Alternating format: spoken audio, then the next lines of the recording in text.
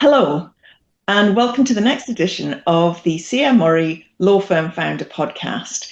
It's taken me a while to record this next edition because I was looking for someone really exciting, and I think I've found it today in our interviewee, Philip Young. Philip is a two-time founder. He was one of the co-founders of the brilliant disputes firm CYK, Cook, Young and Keaton, and more recently, the co-founder of the groundbreaking Garfield AI law firm. So, Philip, welcome. Yeah, hello, and thank you very much for the invitation for coming on this podcast. I'll try and live up to that wonderful billing. Now, first, I'm going to jump straight in with AI, actually. How terrified should we be in the legal sector about AI and what it's going to do to our profession? I would say not at all. I think AI is a good thing for lawyers, and I've been going around saying to junior lawyers that this is the best time, I think, ever to be a junior lawyer. I don't buy the doom and gloom. I don't think that AI is going to replace lawyers. I think the only thing that could replace lawyers is if human nature overnight changed so that everyone became honest and reasonable and good citizens. And I don't think that will happen. I think what will happen is that AI will take away a lot of the boring grunt work that used to have to be done by junior lawyers, often in bigger practices, and enable lawyers to spend more time doing the higher level skills and the more fun and interesting things that all of us went to law school to do.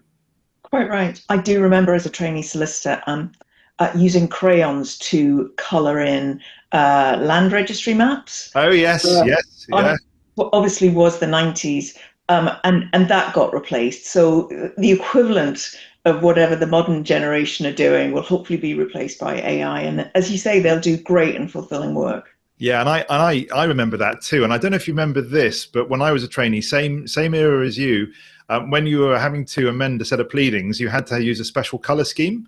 And so law firms had they weren't crayons for that, but they had a sort of series of colored pencils, and you had to get the order right. And when you got it wrong, a high court judge would shout at you because you used magenta rather than cyan or something. Those heady days. Thank God AI is here. Yeah. And so, look, just give us. I've obviously looked at AI, and you very kindly show me how it works. And what I find really interesting about is that Garfield it looks so simple. It looks very clean, but underneath it's clearly really complex. But so can you just give us the really quick high-level pitch about what Garfield is and what it offers the market? Yeah, sure. And thank you for saying that. Yeah, I always think of Garfield as a bit like a swan. On the outside, it looks serene and efficient, but underneath the surface, the legs are paddling away like crazy. So Garfield is essentially a tool, and it's designed to enable businesses to recover their small debts through the English County Court. So any debt up to £10,000, basically in a way that is a lot quicker, more efficient, much less expensive, and much less hassle than any traditional route.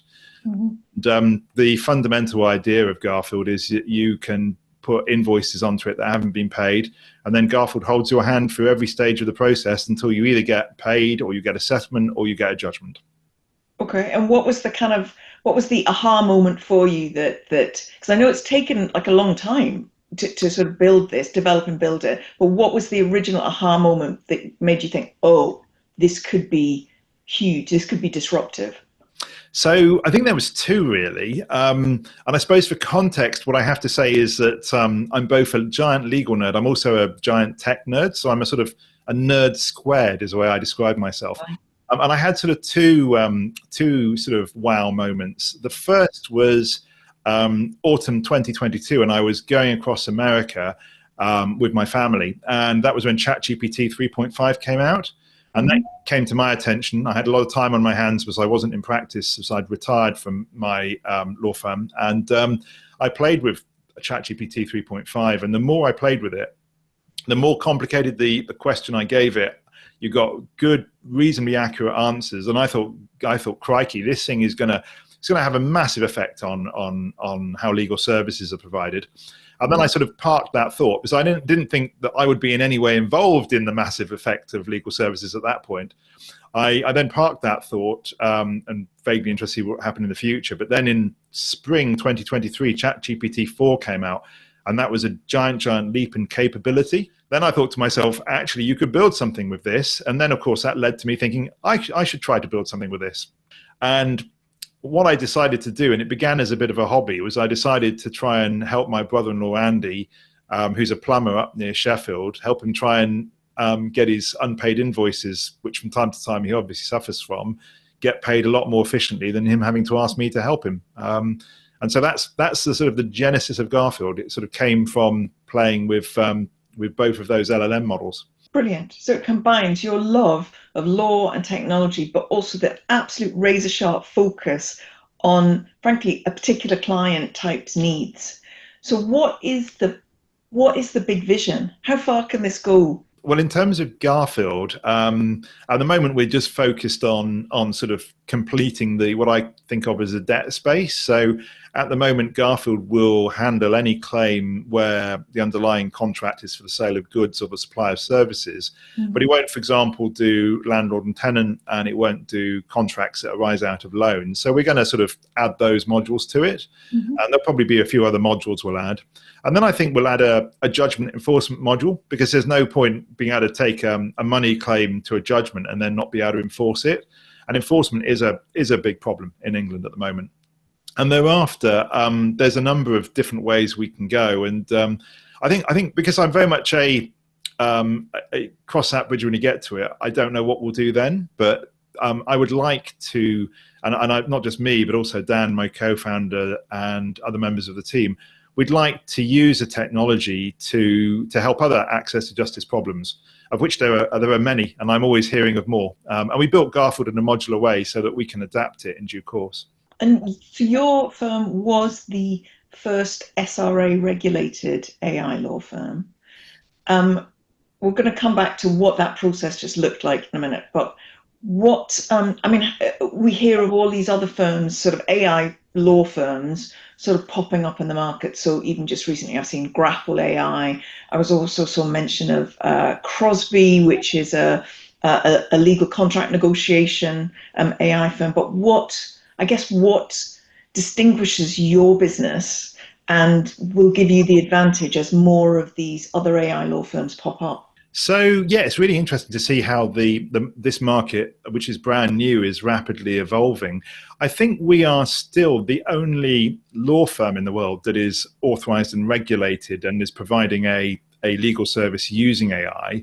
I don't think there's anyone else quite doing what we're doing yet. There's someone in Arizona called Udia, but they are quite careful to say they're not actually a law firm, even though they've been regulated.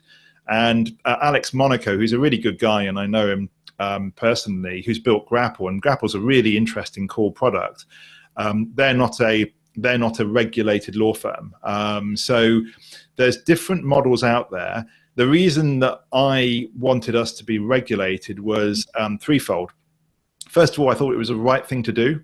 I think if you're going to build something that no one's ever built before, you need to sort of do everything apple pie order, and you want to be as sort of you want to be like Caesar's wife. You want to be beyond reproach. Secondly, I felt that the process of going through regulation was a good discipline. It really helped. The dialogue with the SRA really helped sort of in some ways sort of finalize some of our thinking on certain points. Thirdly, frankly, I had to be regulated because what I am doing is conducting litigation. I'm using a software tool to support me, but I'm conducting litigation. And that is something that you have to be regulated for. Otherwise, you commit a criminal offence. And I don't fancy going to prison. You're quite right. And it's very topical because obviously we've not that long ago had the decision in Mazda. Oh, yeah, Mazda. Yeah. Where poor Charles Russell Speechley's name gets dragged along with it. But it's an interesting case about the extent to which individuals can conduct litigation, and what does the law say about AI conducting litigation? I don't think it says anything about AI conducting litigation, because when the Legal Services Act was written, the idea of AI doing anything in litigation was science fiction, and that wouldn't have crossed the mind of a parliamentary draftsperson. I mean, if you look at the structure of the relevant provisions in the Act, and I did have a sideline. So I did have a sort of side practice doing some professional discipline and prof neg work when I was in practice. I know the regulatory scheme pretty well. The regulatory scheme regulates human beings and legal entities, incorporated entities, and gives authorization and regulation, both concepts being subtly different from each other, on that basis. So it doesn't sort of envisage software falling within it at all. But how do you deal with them as your issue? Oh, well, I don't think it's an issue for us whatsoever. You do have human intervention in your litigation. Is that yeah, I mean, we don't use unqualified people in any way, shape, or form, and that was the issue in Mazza. And in any event, because I'm a typical cautious lawyer, I'm very, very careful about things. I am checking every document that goes out the door, so I'm reviewing and I'm approving, and I'm a solicitor. So whether or not you wanted to take the view, you could take three different views on this. You could take the view that there's a solicitor doing everything, so that's fine. You can take the view that even if there wasn't, there's a very good argument that that a regulated entity, and of course Garfield is a regulated entity, is fine. And I've seen all sorts of arguments about that by specialist counsel post Mazza, who's saying, well, this is actually the answer to the Mazza point.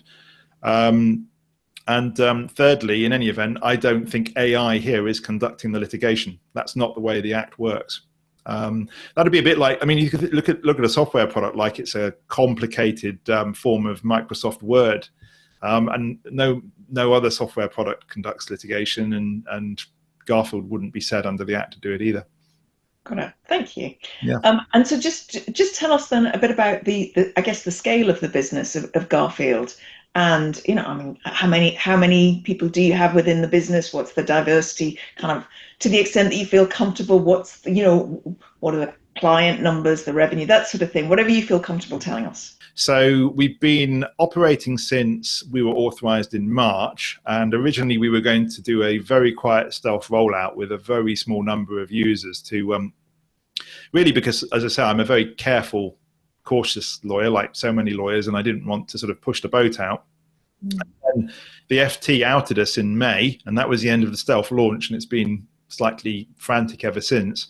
I mean, if you're going to be outed by anyone, it might as well be the FT. Yeah, exactly. You don't do. I mean, I'm not sad about it in a way, but it certainly upended my year. Yeah. So where we've reached, let me see. So we've got pretty much the full range of different sizes of businesses on the platform now. We've got everyone from sole traders all the way up to really big companies with, the full finance function, CFOs, credit controllers, you name it. Mm-hmm. We've got plenty of professionals. We've got lots of law firms who are primarily using Garfield to pursue their own debts, but also some of them now beginning to realize they can use it to pursue their clients' debts as well and gain a competitive advantage from that. Mm-hmm. Some of them have really picked up on the fact that they can use this to scale the volume of cases they can do without increasing their cost base. And obviously that is a massive advantage for them. Accountancy firms, surprising number of medical professionals. I mean, I don't know why you wouldn't pay your doctor, but some people, when their insurance doesn't respond, they go and get the service and then don't pay the doctor afterwards, which is quite a surprise. Yeah. In terms of the size of claims, they range across the whole distance. So the biggest claims that have gone through the platform offer the maximum of £10,000, and I think the current smallest is for £30. Which is obviously tiny, but still that user thinks Garfield is economical even at that level, which is a sort of a nice complement to the way we built our charging structure. In terms of where claims have reached, obviously the court process controls this, and each stage takes some time because that's how the CPR works. But we've got to the point where some of our earliest claims, some of them got paid pre-action, quite a lot of them got paid pre-action actually, and some of them reached a point where users issued claim forms. Some of those claim forms have been paid. We're in the process of applying for default judgments on some, and I think one claim has been defended. And in terms of the actual, I guess, the number of sort of human bodies within the business? And how many are lawyers, I guess, is the question. So there's 7 of us at the moment, soon to be 8, and I am the admitted solicitor, so I'm the only solicitor. We have somebody who we call a legal engineer, because that's a phrase that law tech companies are beginning to adopt, and everyone thought it was quite a cool title. So somebody who's a legal engineer who is a sort of I think a traditional law firm would just think of them as a paralegal, but more than that, because they've got tech expertise as well, which is, I think, one future path of the profession. Everyone else is a software developer, and sort of half a back end and half a front end. I've done a bit of software, so some coding over the last 2 years, and I really enjoy coding. I find it quite relaxing, but I'm not really able to do that anymore. And now we've got proper professionals doing it. They don't need to dabble. And then there's a sort of wider team of people who partly are investors, partly are friends of mine, and some of them are partners in law firms, barristers, general counsel, a couple of really successful entrepreneurs, one of whom's very successful tech entrepreneur. And that's sort of the overall team that we've got. Yeah, amazing. Really interesting. And so can you just, because obviously this is the Law Firm Founder podcast, can you tell us about some of the issues around funding? So I think you said it took you, it was maybe like 2.5 years to the point of launch, something like that. And I guess, so how did you fund that?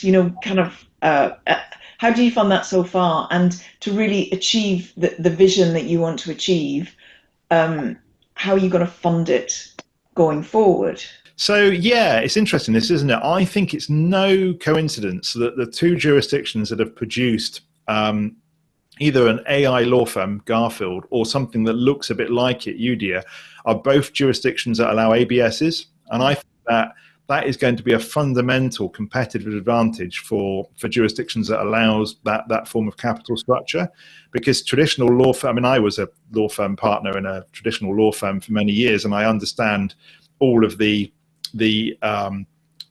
implications of how those firms are financed very deeply. And I think that to get law tech built in a traditional law firm partnership is going to be a lot more challenging than something like an ABS, where you can take external funding. Mm-hmm. So the approach I took is Garfield began as a bit of a hobby for the first sort of 4 or 5 months, when Dan and I, my co-founder, were working together. And then once we realized that what we were imagining was very doable, we started to scale the team. And it reached a point where I could no longer personally fund it. And then so what I decided to do was to go out and seek angel investment. And I was really careful about who I went to. I wanted people who I've known for a long time. There's absolute trust between us all, and that they got the vision. Because my concern with building something like this that is initially VC funded is that would create incentives and pressures that might not be consistent with an access to justice mission. There might be, for example, pressure to scale prematurely, or to take on particular types of users who you might feel actually are not the sort of user you want on your platform. And so I sort of avoided VC funding, and I've continued to do so.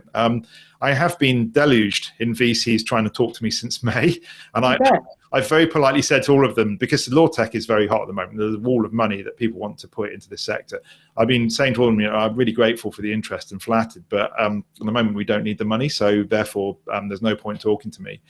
And we'll just see how it goes, I think. I mean, the fundamental idea is to sort of stay on the current trajectory and continue to finance in the way we're doing. I think if I was doing this again, I wouldn't have changed any of that. And what I do say to people so lots of people have approached me since May and said, hey, I've got this idea, what should I do? I've said, well, you need a lawyer who's a deep domain expert, because they're essentially your product guy, and they're your market guy. And you obviously need the tech people, and they've got to all work together really well. And so it helps if the lawyer's got a really good understanding of they can code and they understand, how software developers think and how they work. But I said, think about the money side. I said, be careful about who you accept money from, and be careful about what pressures and incentives that puts on you. Oh, interesting. And obviously, we are in a world where PE are so keen on the legal sector, and that would be an obvious, you would be an obvious target for them, I think. Potential target in the nicest way. So it's interesting that you've got quite firm views already on kind of, the sort of investor that you're looking for. Yeah, exactly. And I mean, since the FT outed us, the other side of things has been people coming up to us and saying, we'd like to buy you. And I mean, I'm not an idiot. I'll happily listen to any conversation. And if I think that they sound like they are intelligent acquirers, then I will happily listen to what they've got to say. But and I think that probably over the next year is just going to become increasing crescendo, because there's so many people wanting to invest into this space and to build things, or that's building things.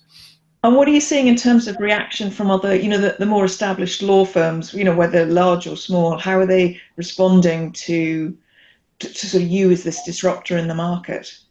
Well, a lot of them are joining the platform and taking advantage of it, which is which is really, I think, smart, because they are seeing that it's a tool fundamentally that can help deal with the age debtors problem. And I don't think there's many businesses in the country that doesn't have an age debtors book where there's things on there that you want to turn into cash. I think the reaction of the profession has been really interesting, because I've always regarded the profession as being sort of small c conservative. We're all cautious people. That's how we think. It's how we're trained to think. But actually, I've been really impressed that the profession has sort of said, as far as AI is concerned, this is a good thing. We're going to seize the benefits of it. And people have been really sort of sound in thinking it's coming anyway. We got to leverage it. It's no different than any other technological revolution. Let's grab the benefits and let's be ready to deal with any downsides. Okay, so it's pretty positive. Yeah, exactly. I mean, there's a minority of lawyers who sort of, you read sometimes they post on LinkedIn, it's all doom and gloom, and there's not going to be any work for lawyers in the future. But I mean, as I said earlier in this conversation, I don't think that's true. I am absolutely convinced that what AI will mean is more work for lawyers, more legal work, and more lawyers. That's my view of where we end up with this. I mean, I don't know what age your kids are. Mine are sort of like teens. But would you encourage your kids to go into law if they expressed an interest? Oh, well, yeah, it's worse than that. So my daughter, who's much, much cleverer than I am, and much, much more savvy than I was at her age. She's in her teenage years. She's been cheerily telling me that her ambition at the moment is to go to a better university than me, get a better law degree than me, and then become a better lawyer than me. And I'm not sure that any of those things are particularly difficult to achieve, but very ambitious. And I've been encouraging her. I'd be saying, yeah, I would get a law degree right now. I think it's going to be a brilliant time to be a lawyer. That's really nice to hear. That's really positive. Fantastic. Right. Let's talk about the fact that you are a two-time law firm founder. Yeah. Do you think there's something addictive about being a founder? Yeah, I think there might be. I think the sorts of sorry, follow-up question. Yeah. Do you think it's a particular personality? And do you think, your kind of social background as well has an influence in that? Yeah, I think I agree with all of that. I think that's true. I mean, if I reflect upon on my sort of journey through the law, a lot of lawyers are innately cautious and not necessarily entrepreneurial. And if anything, becoming a lawyer sort of tends to reduce any entrepreneurialism anyway, because we're all trained to worry about risk and liability and not take chances. And all of that is sort of the opposite of being an entrepreneurial person. But I think that you still meet lots of lawyers who are still willing to take a chance. Mm-hmm. And part of it, therefore, is their personality. Part of it is opportunity, too. I mean, when I set up CYK, I was in a position to do so because at that point, I wasn't married. I didn't have sort of the responsibilities you have when you get married and financial responsibilities as well as all other responsibilities. And so I had the opportunity to leave Baker McKenzie, which is a completely brilliant law firm, wonderful law firm, and I enjoyed all my years there enormously, and do something new.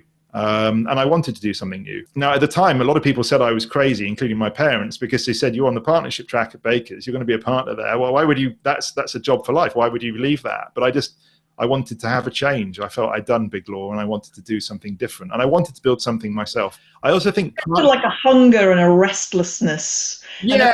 And a bit of fear thrown in there as well. I certainly think that, as a girl from the Northeast and sort of state educated, although brilliant, sort of, Catholic school education, that there is that sense of you're the outsider, you're the disruptor, you're hungry, you're a little bit driven by fear, because it could all be taken away from you at any time. I agree. No, I agree. I mean, I went to a comprehensive school in Derbyshire, and I didn't know any lawyers except a chap who lived in the village who did licensing in Sheffield. He had a really good licensing practice, and my parents, neither of them went to university. I was the first member of my family to go to uni, and I think the era as well, because I grew up in the late 70s and then primarily in the 80s, and the era was Mrs. Thatcher and privatization and entrepreneurial activity and Tebbett's comment about getting on your bike and finding work, and I think that seeped into a lot of our psyche. I think as a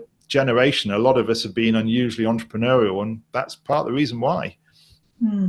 I wouldn't necessarily, I know we're the same generation, I wouldn't necessarily ascribe it to the Thatcher era. I would say it was when Labour came into power and you really felt like opportunity, no matter where you came from, that with the Blair government, the Blair and Brown government, anything was in reach. If you worked hard enough, if you had a good education, and you came from at least a supportive background, that you could achieve anything. Yeah. There was a meritocratic thing, wasn't there? Because law, once upon a time, was a relatively closed shop. And when I started, same era as you, it was very rare for a partner to change law firms. That was considered, and barristers never changed chambers. It just didn't happen. And actually, partners who changed law firms were often frowned upon. They were seen as they betrayed people. Yeah, and what have they done? They'd broken the unwritten code, and it wasn't that long beforehand that solicitors were allowed to have business cards. And so I think it was sort of, you're right, there was a sort of meritocratic revolution that happened, and we were sort of in that wave. Right, so pivoting a little bit, one of my most favorite of these somewhat sporadic law firm founder podcasts is the one where I interviewed Michael Kim of Cobra & Kim, who is a genius. I'm just going to say it. In this space, he's really a genius. And we talked about strategy, and he said that his strategy, it was very wide ranging, but essentially Cobra & Kim, his intention was for it to be the Netflix of law firms. Okay. Which I loved, because you can, that's something you can get hold of, right? You can really visualize what they're trying to do.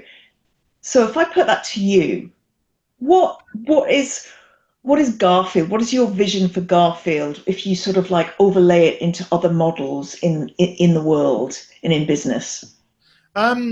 Yeah, that's really interesting. I've met Michael Kim, obviously, because Cobra & Kim are in the same world as CYK. I'm not quite sure what he means by the Netflix of law firms, but it's a really interesting question. If I had an overarching vision for Garfield, then what it would be is something that is sort of an access to justice tool. So something that anyone could access, and if they had a legal problem that ordinary people have, then Garfield would give them the solution. It would be a sort of outcomes as a service, if you see what I mean. That would be my sort of vision for it. And I think in the future, we're going to end up in a world where even interfaces are going to be different. You're just going to be able to chat to someone like Garfield on your mobile phone, and Garfield will know where your documents are and just go get them and say, well, here, this is your problem. This is the answer. This is how we solve it. That's sort of the vision of where things might get to. I'm trying to put it in a pithy phrase, like Netflix, the Netflix of law firms. I don't think I can. I don't know. You're the best friend of the best friend, the sort of law firm best friend. I don't know. I can't really think of a way of doing it. I don't know. We'll work on it and we'll come Well, back. I have to work But on that, don't I? That wasn't very listen, good. when you list or when you go global, and we'll revisit this, we'll revisit your success, and then you'll say yes. That's what I should have said on Claire's podcast. Yes. Now let's talk about failure. Oh yeah, I mean, look, I think we all do lots of interesting and good things, and we make our clients happy and whatever. But sometimes I think our gift to our colleagues and also even to our clients is where we failed and where we've learned from that failure. And I'll say to some of the lawyers, "It's my gift to you is when I did this, and this is what happened, and then I managed to pick myself up and dust myself off, and we learned because we're a learning organization." So, is there something particular, like as a founder, where you've, I don't know, made a mistake or failed, or and you've gone, "Oh, that was awful, but I've learned from it, and I take it in my future journey." yeah, absolutely. And actually, this is a great point, Claire, because any functional law firm should encourage people to come and speak to more senior lawyers when something's gone wrong, because it's only ever the cover up that ends someone's career. It's not the original error. That's what insurance is for. And providing the original error isn't a dishonest one, then no one is perfect, and no one should expect other lawyers to be perfect. And I have seen, though I've not worked at some pretty dysfunctional law firms where people. It's a very stifling attitude and atmosphere, and people don't talk about these things. Yeah, so let me give you two failures. There you go. You have two for the price of one. One's a personal one, one's a professional one. So my personal failure, and I think it was quite significant upon the life journey I had, was my comprehensive school was able every year to send a small group of kids to Oxbridge, and that was a big deal. The headmaster would sort of take those kids under his wing that were felt to be the right sort of academic quality and sort of help them prepare for interview and things like that. And that was not something my parents, bless them, could have done, because they never went to university, and it was, they had there was no context in which Oxbridge was relevant to them. And I was one of the kids in the group. I probably wasn't the cleverest by any stretch of the imagination. And I went to interview at Cambridge, and I failed spectacularly. It was it was two interviews, and they were both disasters. And I knew I wasn't going to get in as I was walking back up the road. And that was the first thing academically I'd really failed at in my life. And I felt, the weird thing is, I still remember the feeling, even though it was decades and decades ago, of feeling weirdly liberated, because as I was walking back up the road, I was thinking, okay, I tried for this. I didn't do well. I can learn from it. But actually now I'm released from the pressure of the expectation I might get to Oxbridge. And so I ended up going to Durham, where a lot of people that go to Oxbridge go to. And I had I'm glad I went to Durham. This was a great, great university. And of course, your part of the world, the Northeast, very, very down to earth, sensible part of the world where common sense sort of thrives. So I had a great time there. So that was a personal failure. In terms of professional failure, so there was a case I was responsible for many years, and three guys were the clients, and they were good guys. I felt they were good guys, and we ended up after trial going down on liability and then going down on quantum. And I think from memory, something like 15% of the damages that had been claimed were awarded against my clients. And I was absolutely gutted because even if we'd gone down on liability, there was no world in which we should have lost on causation. And so the award should have been either nothing or peanuts. And looking back on it, I think about that case a lot, because I feel really cheated by the judge who had it in for my guys from day one of the trial. And you look back on things like that and you think, is there anything you could have done differently? Because you take it as a personal failure. And I haven't been able to identify anything I would have done differently. And obviously we had a team with a really top class silk and a junior and all of that. But, things like that you do as a lawyer, you do take very personally, and it goes around in your head all the time, because you're responsible for, in this case, three guys' lives, and their lives were radically changed by an outcome that there was not the right outcome. And so, you treat that as a failure, and it sits in your head. And you think about it quite a bit, even years and years after the event. Yeah, no, I can understand and relate to that. But I'm sorry that you're still carrying it with you. I think in both circumstances, neither were your failure. Let's just say that. But equally, there's things that you can still take from them and develop, and use in your own personal development. Yeah, and it's an interesting thing. So that's a very kind comment. Yeah, I think sometimes with failures, it's what you personally regard subjectively as a failure that is actually, has the emotional sort of resonance to it. And so, yeah, on both occasions, I felt that something had gone wrong, and I was in charge, and so the responsibility ultimately was on me. I mean, this is another thing about being a lawyer. You always want to bring your A game, you always want to do your very best, and you always want to get really good outcomes for your clients. And I have to say, although I'm being critical of the judge in that case, or even the other side's lawyers, pretty clear they thought the judge had got it badly wrong. You just have these sort of experiences sometimes, and they don't happen very often, and they do live with you. And maybe it has even more impact when it's not just you as the lead lawyer, but also your name is the firm's name. Oh Because yeah, you've yeah, sort of yeah. you've really invested heavily and kind of put such a level of built such trust into the business and the offering that you've put your name above the door. Um, I think it's kind of has a double impact. I agree. I agree. I think when your name's above the door and it's your firm and it's seen as your firm, you feel it's like having another child in a way. It's something that you're heavily invested in, you're really responsible for, and it is a big part of your life.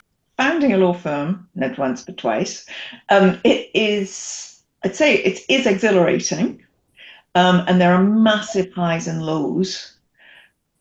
What do you do to look after yourself? Look after your mental well-being and to be able to ride those highs and lows while it's still actually preserving you and your well-being and your family, etc.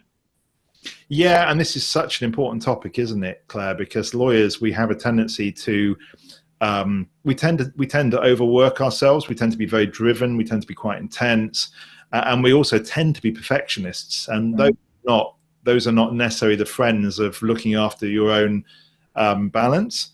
Mm. So, I mean, I've been quite fortunate throughout my career in that I am a reasonably robust sort of person psychologically, and that's helped me a lot. So I've been blessed with that. I think the other aspect of this is that whilst I have worked very hard on occasions during my career because of the sort of characteristics I was talking about, I've always been sort of mindful of that. And when I was a younger lawyer, some of my mentors were really good and they looked after me. And when I was doing too much, they sort of told me, you've got to slow down, Philip. And that was great. That's very important for senior lawyers to do that for junior lawyers, because junior lawyers don't always have the experience and the perspective of when they're pushing themselves too hard. Or the permission. Or even, yeah, exactly. But sometimes junior lawyers think they've got to say yes to all of the work coming in. And it's certainly at CYK, that was something we were always really mindful of, and we always tried to make sure that junior lawyers had a really good balance. I think the other thing is that I've been really rigorous with myself, particularly when I was at CYK. I was saying I was always going to get the 5:02 train home and get home in time for kiddie mealtime and bedtime and bath time, so I could do a lot of that. And then I'd go back to work afterwards in the evenings at home. And although that was meant long days, it was so great to be able to sort of be there when the kids were very young. And I think that's so important. You build up those lifetime memories when they've all fled the home and daddy's boring, and then you come back when they want a bit of money. I'll be able to remember all of that. You just got to try and juggle everything and remember that family comes first. Family comes first. Yeah, quite right. I wonder if we can just think about finally, as a law firm founder, what gives you joy? What makes you happy in this sort of it's pretty unrelenting. There are ups and downs, but what really makes you happy? I think what makes me happy at the moment, what makes me happy is I think what makes all lawyers happy, which is seeing people using the service having good outcomes. There's nothing like being thanked by, if you're a traditional law firm, a client, or in my case, we would think of people more as users of a software product. saying, thanks, that's a really good outcome, being really delighted by what they've got in terms of sort of the value they've received. And that's really great. And the other thing that also I think always cheers you up as a lawyer is when your team's really happy, when they're performing well, they're doing good work, they know they're doing good work, and you're saying that's a great job, you're giving them some praise. Those things, it makes you happy that when other people are happy and right to be happy. How lovely. And just my quick final question, Garfield, where did the name come from? Yeah, no, everyone asked me this, and basically the question is it the cat? It's not the cat. No, it's nothing to do with the cat. Okay. So it's a running in joke that got out of hand. So I've had a friend for a very long time called Garfield Smith, who is also a law firm founding partner. He's got his own special tech practice here in London. And for the best part of the last 25 years, he's been saying to me, Philip, you shouldn't have been a litigator, you should have been a tech lawyer. And I always reply with, you shouldn't have been a tech lawyer, you should have been a litigator, Garfield. And so when I started this, which is clearly a tech product more than anything else, he said, I think I've won. I said, I think you have. I think I'm now a tech lawyer. So we called it Garfield as a joke, expecting to find a better name. But 2 years in and having gone through hundreds of names, we didn't find a better name. So in the end, it just stuck. It's a great name. I love it. And it sort of, I don't know if it's humanizes, cataphises, even unintentionally. I don't think that's a word. You just made it up, Claire. what is AI makes it more accessible. So if there are people out there listening who are lawyers, maybe lawyers and tech people, who are thinking, I've got this brilliant idea, and I'd really like to set up a business around it. What would you say? What would your tips be for them? Obviously, the founding team is essential. Just like the founding partners of a law firm, having the right relationship and right skill sets are essential. I think, based upon my 2.5 years of doing this now, that what I would say is that the best founding team is a really experienced lawyer. Really experienced lawyer in the field that you want to do something in, and a really experienced tech person. And ideally, and this is much harder to find, the lawyer isn't just really experienced in the legal side of things, but they also have got some programming knowledge and can talk to the technologists on a level the technologists can understand. So otherwise you're having to interpret 2 different languages essentially. That I think is your key team, and you need to have great chemistry and relationships so they work, both the group of people, whoever they are, work together really well. And then you need a really good idea for a product and a really decent size addressable market. And then it's just a question of, well, how do you finance this? And that's probably more straightforward because there's so many people wanting to put money into this space, but you need to find the right type of money with the right incentives. I think those are my key tips at the moment. So pretty easy then, right? Well, yeah. There's not enough lawyers who are able to code, and that's something that I think will change over time. So maybe that's one for our kids, for those who are interested in law and coding. You're never too old, Claire. And I keep saying this to people of my generation. I say you go out and do a quick course. There are loads of good courses on YouTube. But also Claude. We have Claude AI, right? Which is kind of brilliant at that sort of thing. I mean, almost too good. And yeah. Anyway, we'll leave it there. Thank you so much. This has been really, really enjoyable and interesting. And I really appreciate you agreeing to be part of this podcast, Philip. Thank you. My pleasure. And thanks so much. If you've stayed with us to the end, I really appreciate it. I hope you've enjoyed it. Please do feel free to get in touch with Philip and also myself if there's anything that sort of provoked any thoughts or ideas, or you'd like to have a chat about anything to do with being a law firm founder. If you've enjoyed it as well, please, as they say, like and share and all that sort of good stuff. Thanks again, Philip, and hopefully see you again soon. Take care. Bye.